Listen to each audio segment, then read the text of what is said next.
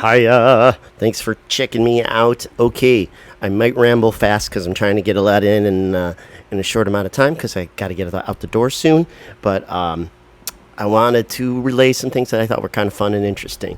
And I hope you enjoy them. It's a mix of dreams and synchronicities today. Here comes Shay, my buddy. Come here, buddy. Come on. And if you hear whirring in the background, got the AC on and the little fan here in the living room. It's about 3 degrees here in Buffalo. It's been like that for a few weeks. So it is hot, it is humid, but it's not like torturous unless you, well, I mean, some people really don't like that, even that amount of heat. But I kind of get a weird kick out of it because we get so little of it that I just choose to enjoy sweating during that time period. I just got out of the shower, took a bike ride. It's beautiful here at the harbor. So I hope wherever you are is lovely too. Or not too hot. Or not too cold. Okay, so let's see.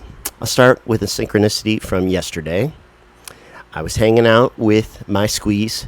That would be my GF. I call her Squeeze because Diane said I should call her Main Squeeze. But I just think Squeeze is, I just think it's more funny. So I call her Squeeze, but only to you. I don't call her Squeeze to her face. And I don't think she watches my videos, which is great. Hi, Jay. Right.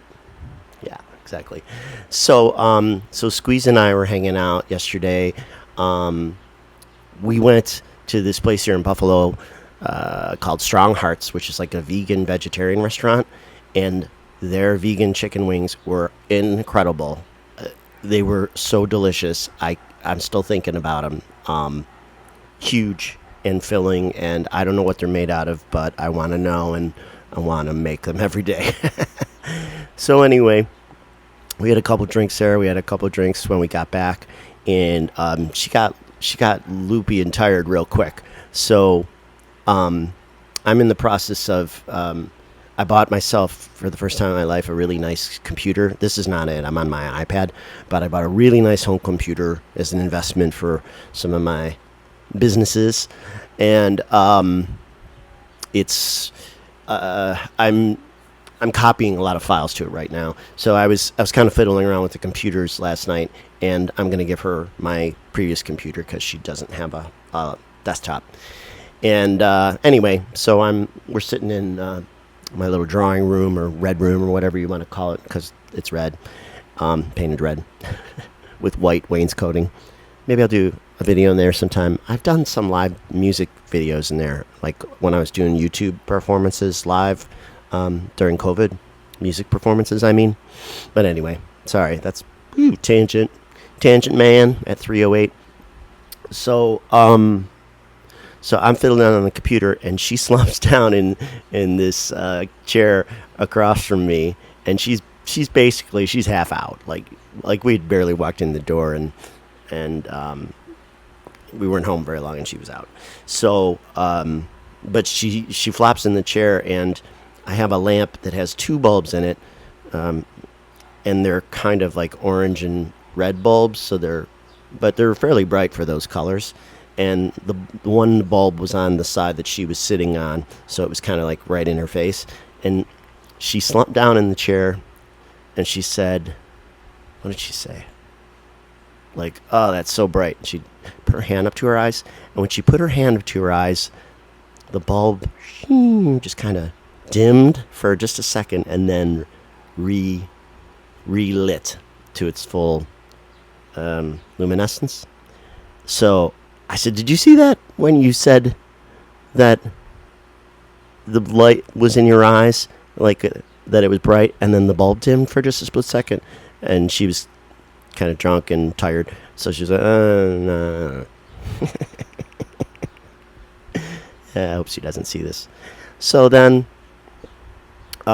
this morning, we're up in the late morning, and I'm about to make some coffee in the kitchen, and I it's kind of sunny out. Today is like kind of medium sunny, it's pretty nice, and there was sun kind of coming through the window, and I said, hey, do you remember last night when I mentioned how the light bulb dimmed when you said the light was in your eyes. And before she even answered me, the sun dimmed in the kitchen. Like a cloud must have just come right over at that moment. So the sunlight in the kitchen went like that and then up again. So mirroring the light bulb in the drawing room from the night before. So, and when the sun dimmed, when I asked her if she remembered, well, first she said she didn't remember, but then I said, "Did you just see that, like the sun dimming?" And she said, "Yes." I said, "That's exactly what the light bulb did last night when you were in the chair and covering your eyes." So that's a ding ding. That's what I'm good for, is synchronicities. So that's a dinger. I thought that was fun. I hope you think that that's fun too. That's how synchronicities work. If you're new to this concept, it's little signs from the universe of like they're here, we're here, everything's going on. Like the bigger picture is in play. It's not just the mundane. We live in magic. Life is magical. So, Shay agrees. He just fluffed his tail. And that reminded me of something else that I almost immediately forgot. So the light bulb. Synchronicity. Oh, yeah. And there was even another one the day before. On Friday, I was painting the front porch.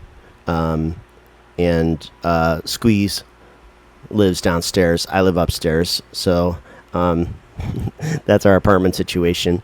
So I'm painting the first floor porch. So she had her windows open with screens, and her dog Glory was in one of the windows, and Glory really likes me, and she's kind of a tough cookie. So but she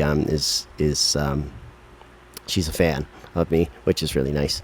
So and she doesn't bark at me as much as she barks at everybody else that goes by the house. So Glory got used to me being out there painting. I was out there several hours, and at one point in the afternoon, Squeeze, my Squeeze, keeps military time on her phone because her dad was a paratrooper. Is a paratrooper. I mean, he still jumps. He's obviously he's still alive, and he's got to be in his late 70s, and he still jumps, goes to places and does jumps. Which, yeah, no, I'm gonna pass on that probably this life. But I did talk to him about it one time, and it was pretty interesting. So she keeps military time on her phone, and at one point while I was painting in front of the window and Glory and Squeeze were watching me, she said, "Oh, it's 14:14, like meaning like 2:14 p.m. and 14 minutes, but on her phone it reads as 14:14. She's like, "Oh, it's 14:14." Like right now, when she looked at her phone up, she's like, "I told you because I know you like numbers." I'm like, "You're right, I do like numbers." And just this afternoon, before I came out, when I was making coffee, another coffee, it was 1:11 p.m. on my coffee maker. My coffee maker keeps time. Not sure why. So it was 1:11. So I saw that one before I went out on the porch and was painting, and then she tells me when it's 14:14 on her phone with the military time. So that's 2 dingers. Okay, pretty good, right? So recently on the dream front, well, last night's were just weird. I just had this dream, this never-ending parade of. Actually, it was kind of crazy. Like all these people in like a cafe, and everyone. It was festive, and everyone was ordering at the same time, and it was chaotic, like a close diner, you know.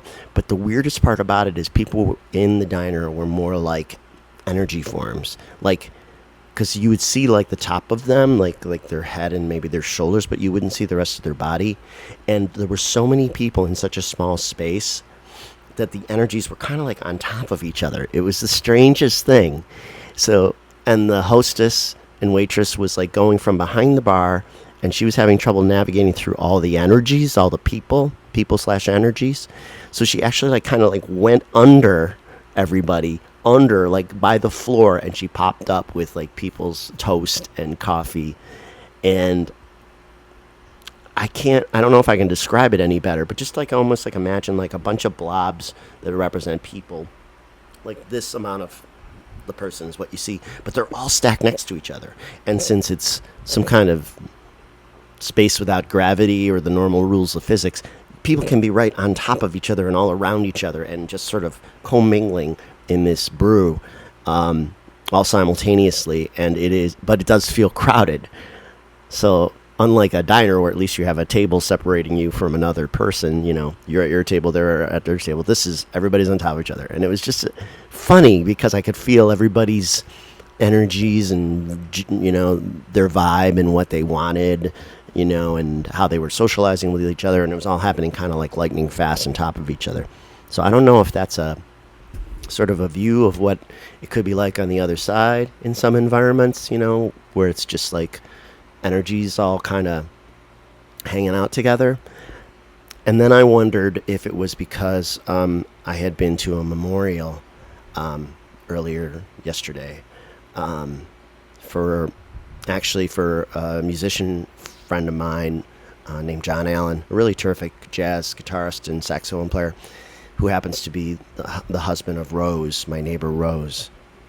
And he's had Parkinson's for, it seems like 10 years. It could be 7 or 8. And he's really been just gradually slipping down for many, many years. And he's been in, assisted care for at least 2 or 3 years. And cause it got to the point where she couldn't take care of him anymore, though she did on her own for many years. And that was a whole thing to itself. But he passed a few days ago, and it kind of came as a relief to her from talking to her. And his life was essentially over, unfortunately. But it was an interesting memorial because Buffalo has a pretty active music scene, and a lot of musicians know each other.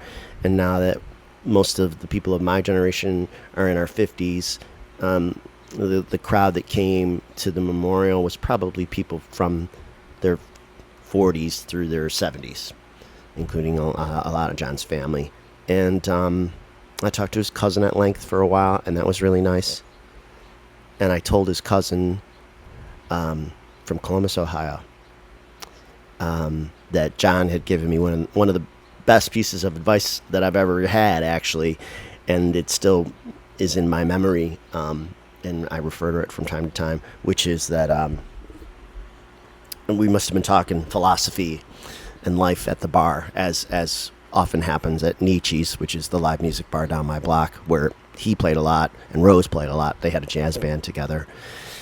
He said to me one time I must have been complaining about something in the world, or, as I sometimes do, an injustice among the many injustices. And he said, if you personally are not in a war or in jail, you're doing pretty good. And when I thought about it, I was like, yeah, that's true. And I've tried to keep more of those kinds of thoughts in mind lately with all of the chaos that we're going through politically and socially. Like, I'm still waking up in a bed as a free person. God forbid ICE ever shows up at my door, because the first thing I'm going to do is grab my shotgun. But absent that, I expect to be a free man for the indefinite future, and I'm not gonna be cowed into. I'm not gonna be afraid. I'm not gonna live afraid. I had that feeling when shit started going down at the top of the year with the administration, where like that was the point. They were trying to instill more fear in us, and I experienced it, and I experienced it almost like deja vu. And this has come through from some of the psychics that have given me readings that I probably have had lifetimes in conflict with authority, because I have a natural distrust of authority.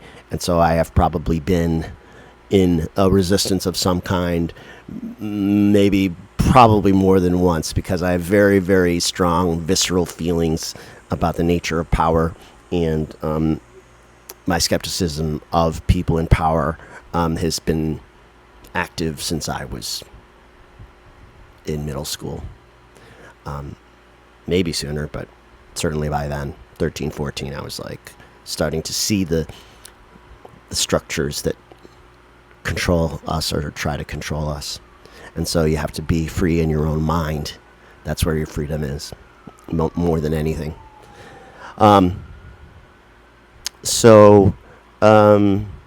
Yeah, I am not going to be afraid anymore. And I think that's part of, I feel like that's part of my life lessons this time around. How, like, yeah, just like learning to be comfortable with the discomfort of creeping authoritarianism. That said, I have felt like the tide is shifting back towards light. I feel like so much is coming out now. I mean, all the stuff with EPSTEIN and his girlfriend and all that stuff, it's all hitting the light. And when it hits the light, like, people are not going to let it go because it's too serious. It's too it's a global conspiracy. And we now live in an age where a global conspiracy, they probably have always existed. I don't know if they've always been on this scale, but we live in an age now that people could believe that this could really happen, because it most certainly did. It most certainly was a trafficking operation, global in nature, all over the world, because the guy flew all over the world. He had carte blanche to go anywhere, practically anywhere he wanted, and you don't get to just fly into countries on your jet unless you're deeply connected to the government of each of those places that you go, which means it's deep. It's very deep. But the fact that people are not letting it go has shifted the power dynamic away from the administration. Not entirely, but I can feel a shift, a positive shift in favor of, what's just and what's right. And that is in kind of contrast to what I felt the morning of the election, when, like other psychics and sensitives, I could feel it being stolen in real time. I could feel it. I remember waking up, reading a couple news stories, and thinking, yeah, they're going to... I had the feeling of it being ripped away. And, like, reality itself being sort of torn and changed from its intended course. And now that gets into really deep metaphysical stuff. But I gotta believe manifestation is just a real thing, that the things that we think, feel, believe that are embedded in us do shape our reality. Possibly entirely shape our reality, or they certainly deeply influence our reality. Because the troublemakers that have been in government now the last 10 years, in and out of government, they certainly believe in what they're doing. And so they are able to manifest some of what they want. And we have to work on ourselves too, to believe equally strongly, but with the support of spirit, I believe that the light is going to win, that the truth is going to win, that justice is going to win, no matter how long it takes. And that is kind of the course of history. Bad regimes fall in time, and good regimes replace them in time. But sometimes it feels like it takes too long. So that's my little pep talk, which I also try to give to myself as often as possible, because to think and feel negatively about it probably doesn't help us manifest the future we want to see. So I'm really trying to really mind my thoughts as much as anything, mind my thoughts,